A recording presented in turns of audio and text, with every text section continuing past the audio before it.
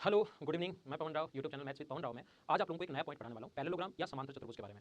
जैसा आप लोगों को पता है, पिछली क्लास में मैंने रेक्टेंगल पढ़ाया था, उसका थोड़ा सा खराब रूप, मतलब अपोजिट साइड ऐसा कोई भी क्वाड्रेटल जिसके अपोजिट साइड बराबर और पैरेलल तो है, लेकिन प्रत्येक कोण 90 डिग्री नहीं है। प्रत्येक कोण अगर 90 डिग्री हुआ तो आप लोगों को पता है कि बन जाएगा रेक्टेंगल, और प्रत्येक कोण अगर 90 डिग्री नहीं हुआ तो ये बनता है पैरेललोग्राम या समांतर चतुर्भुज। तो आज की क्लास में मैं आप लोगों को पहला पॉइंट, ये वाला जो पॉइंट पढ़ा रहा हूं, मैं पढ़ा रहा हूं पैरेललोग्राम, समांतर चतुर्भुज।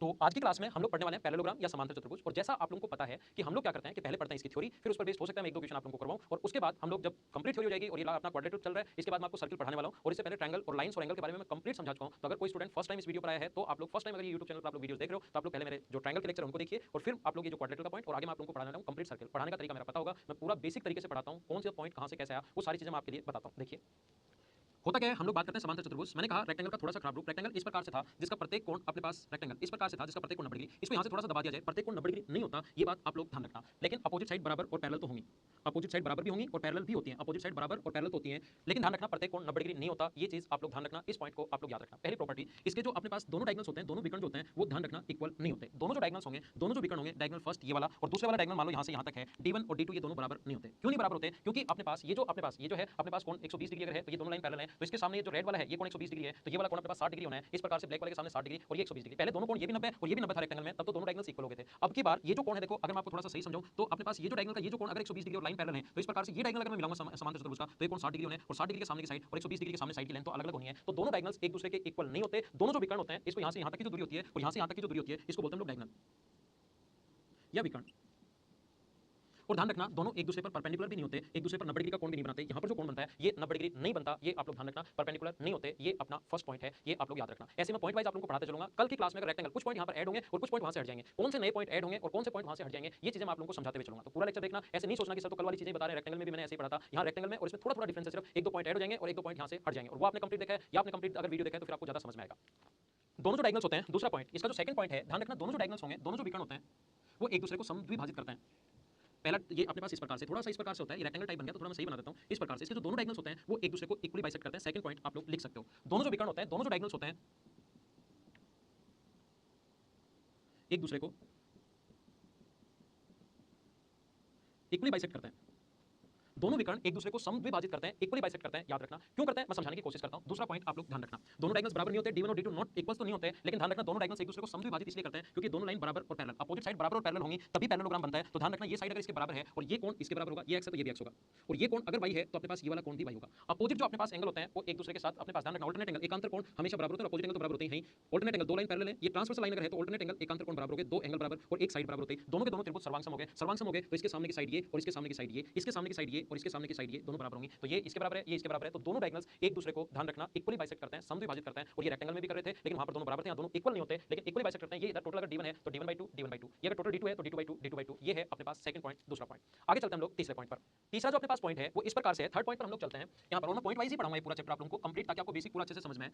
दोनों जो डायगोनल्स होते हैं, दोनों जो अपने पास एक विकर्ण, पहले कोई सा भी चाहिए वाला ले लो, चाहिए वाला ले लो, ये त्रिभुज के क्षेत्रफल को समद्विभाजित करता है। लेकिन चाहो लिखते चलना, ये 10-12 पॉइंट अपने पास प्रत्येक में मैं बताऊंगा, 11-12 पॉइंट मैं बताते चलूंगा, जिससे आपको चीजें थोड़ी सी ज्यादा समझ में आएंगी, अच्छे से समझ में आएगा। इसलिए आप लोग प्रत्येक पॉइंट लिखते भी चलना, साथ साथ जैसे आप लोग वीडियोस देखते चल रहे हो वैसे वैसे आप लोग लिखते भी चलना, उससे आपको ज्यादा समझ में आएगा। यहाँ पर ये वाली साइड इसके बराबर, ये वाली साइड इसके बराबर और बीच वाली साइड कॉमन होने के कारण बराबर, एस एस एस से दोनों के दोनों त्रिभुज सर्वांगसम हो जाएंगे, और दोनों त्रिभुज अगर सर्वांगसम हो गए तो उनका सब कुछ बराबर, क्षेत्रफल भी बराबर होगा, 1/2 1/2, इनका एरिया भी बराबर होगा। ये 3 नंबर पॉइंट था, और इसके साथ साथ ही मैं एक जो इसके साथ ही मैं पढ़ाता हूं 4 नंबर पॉइंट, वो भी आप लोगों को मैं साथ साथ ही बता देता हूं। यहाँ पर अपने पास दोनों जो डायगोनल्स होते हैं वो एरिया को 4 इक्वल पार्ट्स में डिवाइड करते हैं।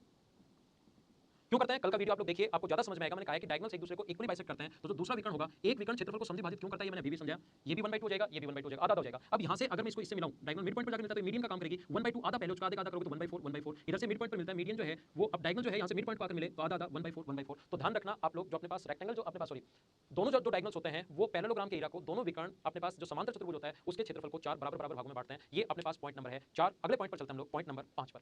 तो नेक्स्ट पॉइंट देखिए आप लोग, पॉइंट नंबर 5। यहां पर ध्यान रखना आप लोग 5 नंबर पॉइंट, ये अब थोड़ा सा इंपॉर्टेंट है, ये समझना। पिछली बार भी मैंने समझाया था, आधी चीजें तो वही है, पिछली बार भी मैंने समझाया था, याद रखना A B C और D, ये कोई भी अपने पास पैरेललोग्राम है, इसके अंदर की तरफ अगर कोई भी पॉइंट O है, कहीं भी इसके अंदर की तरफ कोई भी पॉइंट अगर मान लो O है, तो इनको अगर मिला दिया जाए, A से O को, O से D को, O से C को और O से B को अगर मिला दिया जाए, तो ध्यान रखना इसका क्षेत्रफल A1, ये अगर A2 है, ये अगर A3 है और ये अगर A4 है, तो याद रखना सभी लोग A1 प्लस A3 का क्षेत्रफल, और इन पर बेस्ड क्वेश्चंस पूछे जा सकते हैं। A1 प्लस A3 का जो क्षेत्रफल है वो A2 प्लस A4 के क्षेत्रफल के सम के बराबर होता है। चारों में से एरिया है, A का मतलब ये क्षेत्रफल है, ध्यान रखना, ध्यान रखना ये क्षेत्रफल है यहाँ पर। और क्यों होता है वो चीज मैं आप लोगों को समझा देता हूँ। ये इसलिए होता है, ये हुआ क्यों ये मैं बता देता हूँ। अंदर ध्यान रखना दोनों डायगोनल्स का इंटरसेक्शन पॉइंट नहीं है, कहीं भी पॉइंट हो सकता है, यहाँ यहाँ यहाँ यहाँ कहीं भी पॉइंट हो सकता है, और ये वाला पॉइंट अगर O है, इसके अंदर की तरफ कहीं भी पॉइंट हो सकता है, और ये वाला पॉइंट अगर O है और इसका बेस अगर अपने पास ये मान लो यहाँ से यहाँ तक मान लो A है, बेस A मान लो, और ये A है तो ये भी A ही होगा। तो यहाँ से यहाँ तक इसकी हाइट अगर H1 है और इसकी हाइट अगर ये H2 है, तो इस ट्रायंगल A क्यूब B का क्षेत्रफल होगा half into A into H1, plus ऊपर वाले का इस ट्रायंगल DOC का क्षेत्रफल होगा half into A into H2, और हाफ और अगर A कॉमन ले लें तो अंदर बचेगा H1 प्लस H2, और H1 प्लस H2 को इसकी टोटल हाइट मान सकते हैं हम लोग H, तो हाफ A इंटू H। इसके क्षेत्रफल का जो फॉर्मुला होता है, इसके क्षेत्रफल का फॉर्मुला होगा A इंटू H। इसके पैरेललोग्राम के एरिया का फॉर्मुला आप लोग मेंसुरेशन में मुझसे पढ़ोगे, वो होता है बेस इंटू हाइट। बेस अगर A माने और हाइट अगर A है तो A इंटू H, और इस वाले दोनों का जो क्षेत्रफल है, इसका क्षेत्रफल हम लोगों ने A1 और A3 का क्षेत्रफल, इसको माना था हम लोगों ने A3 और इसको माना था हम लोगों ने A1, और A1 और A3 का क्षेत्रफल क्या हाफ AH है, तो बचे हुए दोनों का क्षेत्रफल भी हाफ AH होगा। ये बात आप लोग ध्यान रखना, इंपॉर्टेंट है, बेस क्वेश्चन बन सकता है, इसको आप लोग याद रखना। आइए हम लोग अगले पॉइंट पर, नेक्स्ट पॉइंट पर चलते हैं, लेकिन उससे पहले एक छोटा सा पॉइंट ध्यान रखना आप लोग। जैसा रेक्टेंगल में मैंने बताया था, इसके जस्ट बाद अगला जो पॉइंट मैंने बताया था OA square plus OC square बराबर OB square plus OD square, ये चीज ध्यान रखना अपने पास यहाँ पर नहीं होती। कुछ लोग पिछला वीडियो देखने के बाद इन चीजों को अपने आप ही याद कर लेते हैं, ध्यान रखना यहाँ पर ऐसा नहीं होता। रेक्टेंगल में मैंने बताया था बाहर की तरफ हो या अंदर की तरफ पॉइंट हो, OA square plus OC square बराबर OB square plus OD square, O से A तक, O से B तक इसकी लेंथ थी। आइए नेक्स्ट पॉइंट पर हम लोग चलते हैं, जो भी पॉइंट हम लोगों ने पढ़ लिया था। ध्यान रखना यहाँ पर अपने पास जो विकर्ण होता है वो एंगल बाइसेक्टर नहीं होता। विकर्ण जो होता है यहाँ से यहाँ तक का जो डायगोनल होता है वो एंगल को बाइसेक्ट नहीं करता, ये सभी लोग ध्यान रखना। डायगोनल जो होता है वो एंगल को बाइसेक्ट इसलिए नहीं करता क्योंकि दोनों के दोनों ट्रायंगल अपने पास ये वाला और ये दोनों के दोनों ट्रायंगल सर्वांसम तो है, कॉन्ग्रुएंट तो है, लेकिन ये वाला जो एंगल है वो इसके बराबर होता है और ये वाला जो एंगल है वो इसके बराबर होता है, क्योंकि ये साइड इसके बराबर है तो इसके सामने एंगल y, इसके सामने एंगल y, और ये वाली साइड इसके बराबर है तो इसके सामने एंगल x, तो इसके सामने एंगल x, और ये कॉमन। तो ध्यान रखना ये जो डायगोनल होता है वो एंगल को बाइसेक्ट नहीं करता, इसको समद्विबाहु जो अपने पास डायगोनल होता है वो एंगल को 2 इक्वल पार्ट्स में नहीं बांटता है, ये ध्यान रखना। कुछ लोग बांटता कहां पर है, स्क्वायर में, रोमस में बांटता, जो कल और परसों की क्लास में मैं आप लोगों को समझाने वाला हूं, लेकिन यहां पर मैं आपको पैरेललोग्राम पढ़ा रहा हूं तो ये पॉइंट आप लोग ध्यान रखना, यहां एंगल को बाइसेक्ट नहीं करता है। अब बात ये आती है, जैसे पिछले वीडियो में हम लोग, पिछले भी क्लास में हम लोगों ने समझा था, रेक्टेंगल के लिए भी पॉइंट समझा था और ये पैरेललोग्राम के लिए भी हम लोग समझ लेते हैं। नेक्स्ट पॉइंट, पॉइंट नंबर 7 आप लोग कोशिश करना समझने की। तो नेक्स्ट पॉइंट जो है पॉइंट नंबर 7, ध्यान रखना यहां पर ये रेक्टेंगल पैरेललोग्राम है अपने पास, समांतर चतुर्भुज है, इस एंगल का बाइसेक्टर और इस एंगल का बाइसेक्टर, ऐसे ही इस एंगल का बाइसेक्टर और इस एंगल का बाइसेक्टर।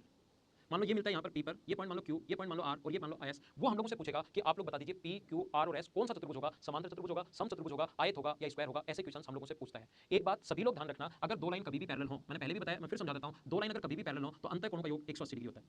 दो लाइन कभी भी पैरेलल हो और इसके अपोजिट लाइन पैरेलल होती है, दो लाइन अगर कभी भी पैरेलल हो अंतःकोण का योग 180 डिग्री। और ध्यान रखना दो लाइन अगर पैरेलल हो, इसका एंगल बाइसेक्टर और इसका एंगल बाइसेक्टर जहां पर मिलते हैं वो बना कोण 90 डिग्री, क्योंकि ये भी एंगल का दोनों का सम 180 डिग्री था, इसका भी आधा कर दिया और इसका भी आधा कर दिया, तो आधा इन दोनों का सम 90 बचा, तो त्रिभुज का तीसरा कोण भी 90 डिग्री। अगर ये पॉइंट आपको नहीं समझ में आया है तो मैंने लाइन और एंगल का जो वीडियो आप लोगों के लिए डाला है, पहले मैं आपको समझा चुका हूं, उसमें आप लोग देख लीजिए, अपने आप समझ में आ जाएगा। देखिए, तो जब भी दो लाइन अगर पैरेलल हो और उनका एंगल बाइसेक्टर अगर मिला दे, लाइन पैरेलल और एंगल बाइसेक्टर अगर कहीं भी मिले, तो ध्यान रखना वहां पर बना कोण 90 डिग्री होता है, आपको पता होना चाहिए। तो यहां पर अपने पास इस प्रकार से ये एंगल का बाइसेक्टर और इस एंगल का बाइसेक्टर, ये एंगल बाइसेक्टर है जहां पर मिलेंगे, ये कोण होगा 90 डिग्री और ये 90 डिग्री, तो ये भी 90 डिग्री। ऐसे ही इस एंगल का बाइसेक्टर कंप्लीट यहां से यहां तक आगे बढ़ाएं और इस एंगल का बाइसेक्टर कंप्लीट यहां से यहां तक आगे बढ़ाएं, तो अपने पास एंगल बाइसेक्टर जहां पर मिलते हैं, अभी भी मैं समझा चुका हूं, एंगल अगर दो लाइन पैरेलल हो और इस एंगल का बाइसेक्टर और इस एंगल का बाइसेक्टर जहां पर भी मिलेंगे, वो कोण अपने पास राइट एंगल होगा, 90 डिग्री होगा। दोनों लाइन पैरेलल थी, जहां पर मिला 90 डिग्री। ऐसे ये दोनों लाइन भी पैरेलल है, तो इसका बाइसेक्टर और इसका बाइसेक्टर ये जो मिलेगा, ये कोण 90 डिग्री और ये 90 डिग्री, तो अंदर वाला भी 90। ऐसे ये दोनों लाइन भी पैरेलल है, तो पैरेलल लाइन के एंगल बाइसेक्टर, खुद ने बोला मैंने एंगल बाइसेक्टर मिलते हैं, वहां पर बना कोण 90 डिग्री। और एक चतुर्भुज के चारों कोण अगर 90 डिग्री 90 डिग्री और 90 डिग्री है, तो तुरंत ध्यान रखना आप लोग, हमेशा इस चीज को ध्यान रखना, या तो वो रेक्टेंगल होगा या वो स्क्वायर होगा। अब रेक्टेंगल है या स्क्वायर है, इसका कैसे पता करोगे? इसका पता करने का तरीका होता है, मान लो अपने पास ये साइड अगर L है तो ये साइड भी L होगी, और ये एंगल बाइसेक्टर है, अपोजिट ये एंगल अगर A है तो ये भी A होगा, अपोजिट एंगल इसके इक्वल होते हैं, अभी थोड़ी देर बाद बताऊंगा, अपोजिट एंगल इक्वल होते हैं, तो ये A तो ये भी है। ये अपने पास ये दोनों भी बराबर होंगे, तो एंगल बाइसेक्टर तो ये B तो ये भी B और ये B तो ये भी B। इसके पैरेललोग्राम के समांतर चतुर्भुज के अपोजिट एंगल ये 2A है तो ये भी 2A होगा। क्यों होगा वो थोड़ी देर बाद अभी मैं आप लोगों को खुद को समझाने वाला हूं, अभी इसको याद कर लीजिए। तो A है B है B है और A है, और L और L दो तो एंगल बराबर A B, A और B, और एक बीच की साइड बराबर, तो मुझे बताओ इसको नाम दे दो अगर मैं A B C और D, तो सारे लोग मिलकर बताइए A R B। इस चीज को समझ लीजिए, ये पॉइंट इंपॉर्टेंट है, सभी लोग समझ लो। A R B और क्या C P D, क्या दोनों के दोनों त्रिभुज सर्वांग सम हो गए? तो इसकी यहां से यहां तक की साइड अगर अपने पास x है, यहां से यहां तक की साइड अगर x है, तो इसकी भी यहां से यहां तक की साइड x होगी, त्रिभुज सर्वांग सम हो गए। कौन कौन से? DPC त्रिभुज, DPC सर्वांग सम हो गया किसके साथ? DPC सर्वांग सम हो गया BRA के साथ। अब आगे ध्यान देना, यहाँ पर इसकी दूसरी वाली साइड L और L तो बराबर है, x और x बराबर होगी, इसकी यहाँ से यहाँ तक की साइड अगर y है, इसकी यहाँ से यहाँ तक की साइड अगर y है, तो ध्यान रखना इसकी भी यहाँ से यहाँ तक की साइड y होगी, क्योंकि दो त्रिभुज सर्वांग सम होते ही सब कुछ बराबर हो जाता है। तो आप लोग ऐसे प्रूव कर सकते हो कि CQB, इधर से CQB जो है और इधर से अपने पास DSA जो है, ये दोनों भी सर्वांग सम होंगे। तो इसकी साइड यहाँ से यहाँ तक, ये साइड अगर इसकी यहाँ से यहाँ तक अल्फा मानोगे, ये साइड कितनी है टोटल x, ये ऊपर वाली अल्फा मान ली, तो नीचे वाली यहाँ से यहाँ तक की जो साइड होगी, ये वाली साइड, इसको समझना ध्यान से, ये वाली साइड बची अपने पास x माइनस अल्फा। ऐसे ये पूरी साइड y है और इसकी यहाँ से यहाँ तक की साइड अगर हम लोग बीटा मान लें, ये साइड यहाँ से यहाँ तक, थोड़ा सा डायग्राम कॉम्प्लिकेटेड हो गया, तो इधर वाला बचा y माइनस बी। ऐसे प्रूव कर सकते हो ये वाली साइड y माइनस बी होगी, और ऐसे प्रूव कर सकते हो ये साइड x माइनस अल्फा होगी। ये साइड अगर b है, टोटल y थी, ये अगर b है तो ऊपर वाली y माइनस बी। ऐसे इधर वाली टोटल अगर अपने पास यहाँ से यहाँ तक y है और ये यहाँ से यहाँ तक अगर b है, तो ये यहाँ से यहाँ तक भी b होगी, क्योंकि ऐसे ही दो त्रिभुज CQB इधर भी ट्रायंगल CQB और दूसरा ट्रायंगल इधर से अपने पास ASD भी सर्वांग सम होंगे। ये आप लोग खुद देखना सर्वांग सम क्यों होंगे। A angle B angle, A angle B angle और एक साइड बराबर अपोजिट साइड बराबर होती है। डायग्राम थोड़ा सा कॉम्प्लिकेटेड बन गया है, लेकिन आपके लिए इंपॉर्टेंट ये है, इसके तो अपने पास एंगल बाइसेक्टर जहां पर मिलते हैं वो आकृति ध्यान रखना, चारों को 90 डिग्री और अपोजिट साइड बराबर और पैरेलल है। तो ये जो आकृति आपको बनती है, इंपॉर्टेंट आपके लिए ये है कि ये जो आकृति बनती है अंदर, ये रेक्टेंगल बनेगी, ये आयत बनता है। तो आइए हम लोग नेक्स्ट पॉइंट पर चलते हैं। ये पॉइंट नंबर अपने पास 7 नंबर था, अगला पॉइंट मैं समझाता हूं, पॉइंट नंबर 8। तो नेक्स्ट पॉइंट पर चलते हैं हम लोग 8 नंबर पॉइंट, और ये आप लोगों को पता है परसों की क्लास में मैं करवाते आ रहा हूं, ये आपको थोड़ा सा ज्यादा समझ में आएगा और सही समझ में आएगा। पॉइंट नंबर 8, ये अपने पास कोई भी समांतर चतुर्भुज है A B C और D, ये पॉइंट थोड़ा सा सही और थोड़ा आप लोगों को ज्यादा समझ में आएगा। अपने पास कोई भी पॉइंट है ए बी सी और डी, कोशिश करना समझने की, ध्यान देना थोड़ा सा इसके चारों साइड्स के मिड पॉइंट्स को, वही जाना पहचाना क्वेश्चन। और ये अपने पास 5-6 क्वेश्चन बनते हैं और ये हर आकृति में मैं समझाऊंगा आपको।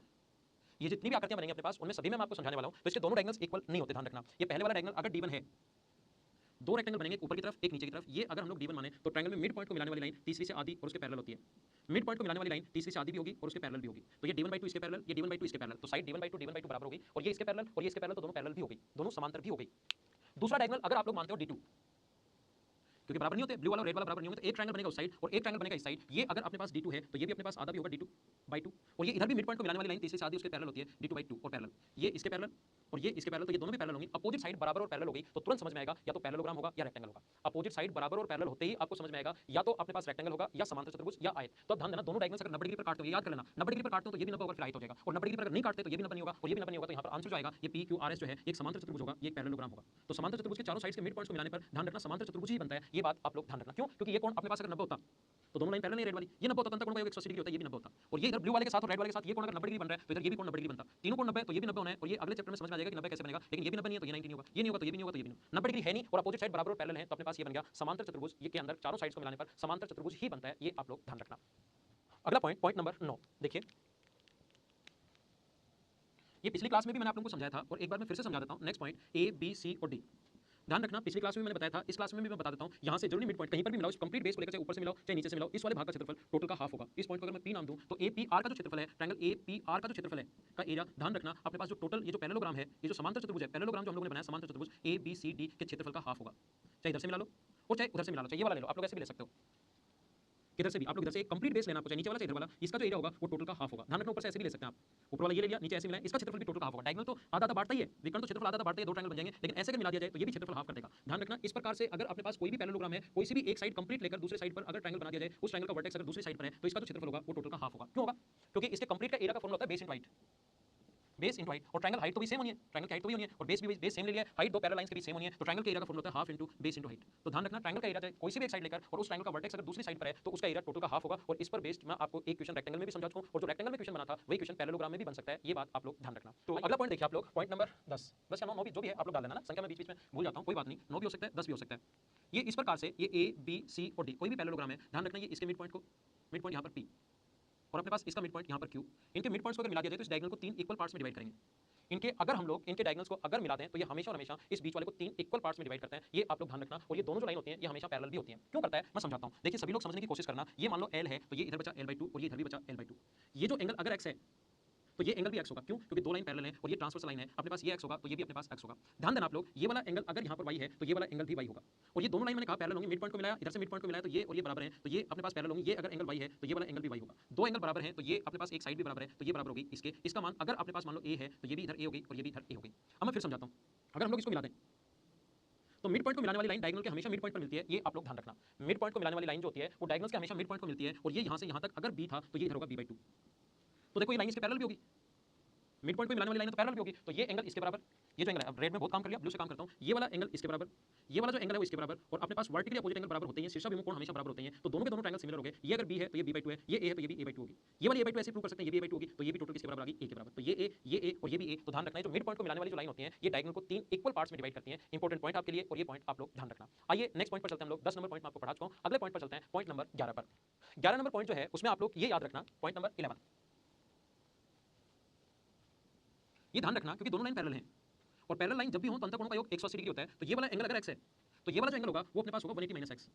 और ये दोनों लाइन भी पैरेलल है तो ये वाला एंगल अगर 180 - x है और इन दोनों का सम लाइन पैरेलल होती है तो अंतःकोण का योग 180 डिग्री। ऐसा मैं बता चुका हूं, इंटीरियर एंगल का सम 180 डिग्री होता है। लाइन और एंगल जब पढ़ाया था उस टाइम आप लोगों को बता चुका हूं। तो ये एंगल अगर 180 - x है तो ये एंगल भी कितना होगा, x होगा। ये x है तो अपने पास ये दोनों लाइन पैरेलल है, ये x है तो अंतःकोण का योग 180 डिग्री होना चाहिए, x है तो ये अपने पास होगा 180 - x। मुझे बताइए क्या हम लोग ऐसा लिख सकते हैं क्या कि समांतर चतुर्भुज में अपोजिट एंगल तो इक्वल होते हैं और पास पास वाले जो एडजेसेंट एंगल हैं आसन कोणों का योग 180 डिग्री होता है। ये पॉइंट्स आप लोग अपने नोटबुक में लिखते चलना, क्या समझ पा रहे हो क्या? आसन कोण का योग नजदीक नजदीक वाले जो एंगल है, दो पॉइंट लिख लेना 11 नंबर में, अपोजिट एंगल ऑलवेज इक्वल और एडजेसेंट एंगल का जो सम होता है वो 180 डिग्री होता है, ये आप लोग ध्यान रखना। देखिए इस प्रकार से अपने पास क्वेश्चन आ जाएगा, जैसे कहीं भी अपने पास लिख देगा ये 3x - 20 है और ये अपने पास आ गया x - 10 और वो कहेगा कि चलो x की वैल्यू आप लोग बताइए। तो इस पर थोड़ा सा क्वेश्चन दे रहा हूं मैं नॉर्मल सा, वो हम लोगों से पूछता है कि x की वैल्यू आप लोग बताइए। तो 3x - 20 = x - 10 है तो ये इधर आ जाएगा 2x बराबर, अगर 10 इधर जाएगा प्लस तो x की वैल्यू कितनी आ जाएगी 5, अपने पास ये आंसर होगा। लेकिन ये जो अपने पास है ये वाली वैल्यू आप लोग इसको 40 मान लीजिए, इसको 50 मान लो, ये वाली जो वैल्यू है इसको आप लोग 50 मान लीजिए, 50 मान लोगे तो यहां पर आ जाएगा 50, तो ये 50 आ जाएगा तो उधर जाकर हो जाएगा 40 और 40 हो जाएगा तो x की वैल्यू आ जाएगी अपने पास 20। ये 5 क्योंकि 5 आ जाएगा वहां पर तो एंगल नेगेटिव आ जाएगा क्योंकि क्वेश्चन में यहीं पर बना रहा हूं, पहले से मैंने नहीं सोच रखा है, क्वेश्चन में यहीं पर बना रहा हूं तो एंगल नेगेटिव आ गया, नेगेटिव आने के बजाय इसका एंगल तो पॉजिटिव होगा, तो यहां पर इसको चेंज कर लेते हैं क्वेश्चन को थोड़ा सा, तो अक्स की वैल्यू 20 यहां रखोगे तो 10, 20 यहां रखोगे तो 10, तो अक्स का मान आ गया 20। ये था अपने पास पॉइंट नंबर 11। तो मैंने आपको कंप्लीट इसका जो पॉइंट है पैरेललोग्राम का समांतर चतुर्भुज को हम लोगों ने कंप्लीट पढ़ा। आइए एक अच्छा सा इंपॉर्टेंट सा क्वेश्चन मैं आप लोगों को करवाता हूं। पहले मैं उस क्वेश्चन को बोर्ड पर कंप्लीट लिखता हूं, फिर आप लोग करने की कोशिश करना। और ये मैं आपको पहले ही बता चुका हूं कि कंप्लीट जो क्वेश्चंस होंगे वो बाद में जब मैं आपको क्वेश्चंस करूंगा, पहले थ्योरी पढ़ा रहा हूं, इसके बाद मैं आप लोगों को पढ़ाने वाला हूं सर्किल के बारे में। सर्किल के 5 या 6 लेक्चर होंगे जिसमें बहुत डीप से मैं पढ़ाऊंगा, सब कुछ सारी थ्योरी उसकी करवाऊंगा, हर क्यों का जवाब दूंगा और उससे भी क्वेश्चंस बहुत सारे बनते हैं। फिर मैं आपको पढ़ाऊंगा जैसे पॉलीगन्स के बारे में और उसके बाद मैं क्वेश्चंस की शुरुआत करता हूं। और कंप्लीट जैसे एक बार जो भी ज्योमेट्री का थ्योरी और अगर एक बार मेरे क्वेश्चन जितने मैंने करवाए जिस स्टैंडर्ड के करवाए वो आप लोग कर लोगे तो आप खुद देखना कि कितने स्टैंडर्ड से और कितने सही तरीके से आप लोग नए क्वेश्चन भी कर पा रहे हो। तो एक क्वेश्चन मैं आप लोगों के लिए बोर्ड पर लिखता हूं और उसको फिर करवाने की कोशिश करता हूं। देखिए, तो 11 नंबर पॉइंट था और ये अपना यहाँ पर थ्योरी तो खत्म है, एक क्वेश्चन करते हैं हम लोग।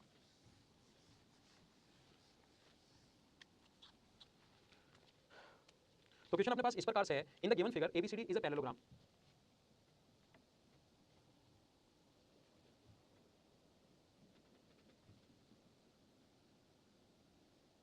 where AB equals to BG, AB equals to BG and EF equals to 2 centimetre, find length of GD। इस प्रकार से है समांतर चतुर्भुज ABCD में, हिंदी मीडियम वाले स्टूडेंट,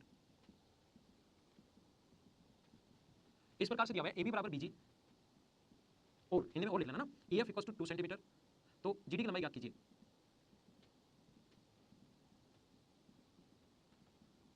दिए गए चित्र में, और चित्र भी हमें दिया हुआ है वो मैं आप लोगों के लिए बना देता हूं। इस प्रकार से ए बी सी और डी एक पैरेललोग्राम है, समांतर चतुर्भुज है। ये आगे बढ़ाने पर ये पॉइंट जी है, ये पॉइंट अपने पास एफ है और इसको मिलाने पर ये पॉइंट अपने पास जी है और ई है, सॉरी ये पॉइंट ई है। और हम लोगों से कहा है कि आप लोग ये क्वेश्चन पर दिया हुआ है इस प्रकार से अपने पास डायग्राम दिया हुआ है और हम लोगों से पूछा है कि आप लोग लेंथ बता दीजिए, जी डी की लंबाई आप लोग बता दीजिए। तो कैसे करेंगे, जैसे मैं क्वेश्चन देता हूं, मैंने पहले भी कहा है कि जैसे ही क्वेश्चन मैं आप लोगों को दूं आप लोग उस क्वेश्चन को पहले वीडियो को पॉज किया करो और क्वेश्चन को खुद करने की, मैं सामने से हट जाता हूं, क्वेश्चन को अपने आप करने की कोशिश किया करो। अब मैं समझाता हूं, देखिए अब समझा रहा हूं, काफी अच्छा क्वेश्चन है, काफी सही क्वेश्चन। और एक चीज मैं बता चुका हूं कि इनके क्वेश्चंस डायरेक्ट कम आकर जब भी क्वेश्चन आएंगे ज्यादा जो भी चीजें इसमें प्रूव होंगी वो अपने पास प्रूव होती हैं हमेशा और हमेशा ट्रायंगल से। तो ये वीडियो अगर देख रहे हो आप लोग तो पहले ट्रायंगल वाला वीडियो कंप्लीट देखिए जिससे आपको थोड़ा सा सही समझ में आए। तो यहां पर मैं फिर से बनाता हूं डायग्राम आपके लिए, इस प्रकार से है,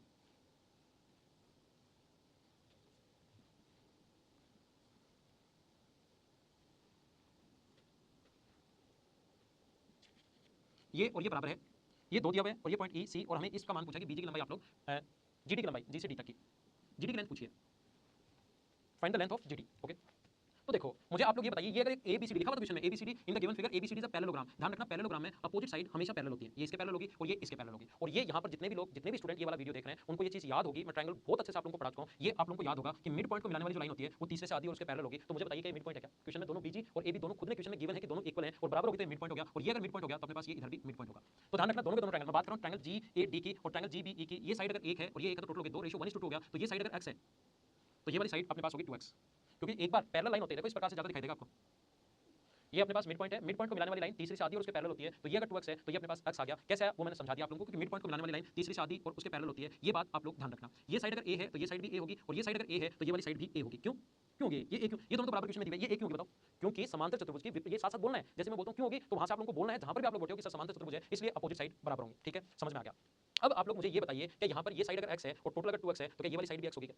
तो इन दोनों ट्रायंगल की अगर मैं बात करूं, इन दोनों ट्रायंगल की अगर मैं बात करूं, ये x है ये 2x और लाइन दोनों पैरेलल है।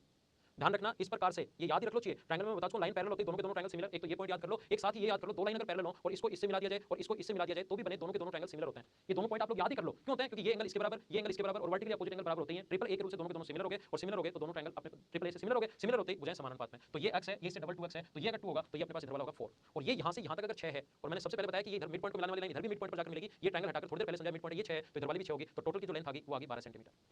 तो ये अपना क्वेश्चन था और इसको आप लोग एक बार फिर से देखिए, फिर से समझने की कोशिश करो, फिर से बनाने की कोशिश करो क्वेश्चन को। क्वेश्चन अच्छा है, काफी सारे स्टूडेंट, और आप लोग भी जब वीडियो पोस्ट करके अगर आप लोग करने की कोशिश करोगे तो आप लोगों को भी लगभग 90% स्टूडेंट से ये वाला क्वेश्चन नहीं होने वाला। तो आप लोग क्वेश्चन अच्छा था, आसान और अच्छा क्वेश्चन, और ऐसे क्वेश्चन एसएससी में आ जाते हैं। तो आज की क्लास में सिर्फ इतना ही। Okay, thank you, bye bye, take care, see you in the next lesson. Hey guys, this is Somu Alawat.